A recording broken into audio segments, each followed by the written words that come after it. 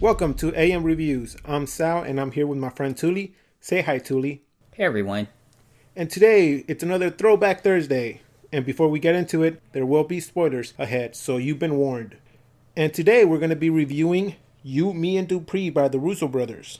Tuli, you saw the movie. What'd you think about it? I thought the movie was decent. I didn't hate it, but I didn't think it was awesome either. It was watchable.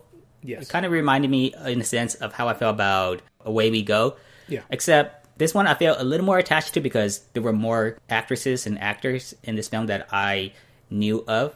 Whereas in Away We Go, there was just John and was it Maya? Yeah, John Krasinski and Maya. I just remember them Yeah. from Saturday Night Live and The Office. Yeah. So basically, I feel the same way you did. Like, for example, in this movie, what cast stood out for you? That when you saw, you're like, oh my God, it's that guy. Like, you, before, they were not known. Now, since this movie came out in 2006, flash forward to now, you're like, oh my God, that's a person from that show. So who stood out for you? Well, I already was familiar with Owen Wilson, Kate Hudson, Matt Dillon, and Michael Douglas. But Yes. I suppose the ones that kind of caught me by surprise, were Seth Rogen. I didn't know that he was in the film. Oh, that he was really funny in the film. Yeah. Yes. I didn't know that he was actually in the film. And who was it here? For me, it was Bill Hader. He was in Saturday Night Live. Oh yeah, that's right. Yeah. That was actually the other guy. Yeah, he was also in Superbad, right? That Yes. guy. Yes. Yeah. And Yeah, him I and would Seth, men- yeah, him him and Seth too. Rogen were the cops in Superbad, so that kind of makes like a little Easter egg. You're like, hey, they came out in Superbad together as the cops. Yeah.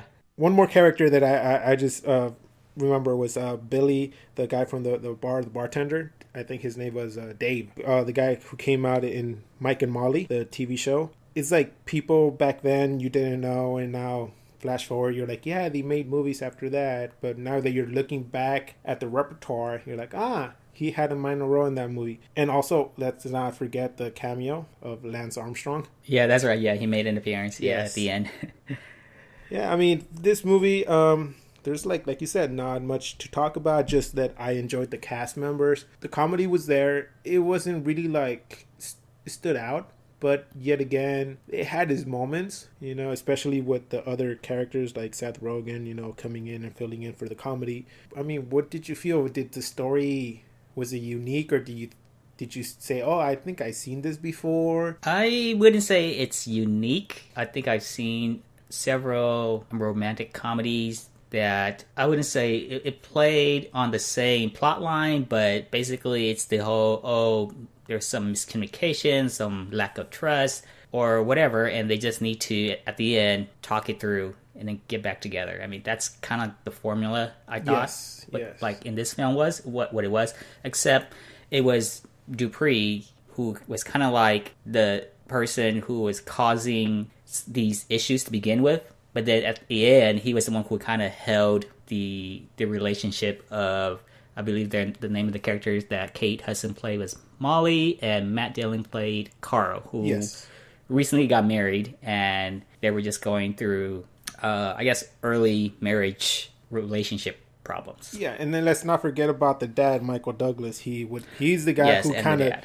pried into the relationship, tried to break it up. Yeah, I feel the same way you did. The story was kind of like, been there, seen it before in different formats, especially recently with the one with Bryan Cranston and James Franco. I can't remember the movie's name, but it was basically almost the same thing. It's like the father-in-law, if James Franco's a rich guy and he doesn't like him or something like that. But yeah, it's a comedy, romance. We've seen it, been there, done that. Yeah, I mean, it had its moments, but not fully. Like you said, Owen Wilson did mess things up at the beginning, but later it kind of switched the roles and he kind of fixed everything together. What I really would have liked it was that if he would have more than just at the end when he became, a speech guru kind of thing, like, self motivator. If he would have actually had a scene with the mothership, that would have been kind of funny for me, because he talked about it like he was just waiting for the mothership.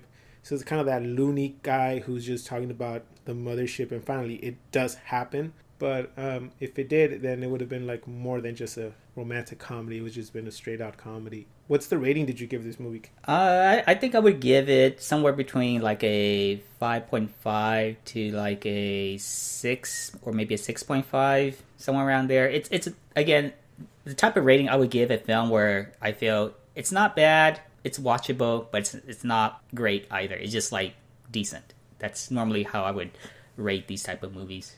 Yeah, for me, I would probably just give it a solid 6 out of 10.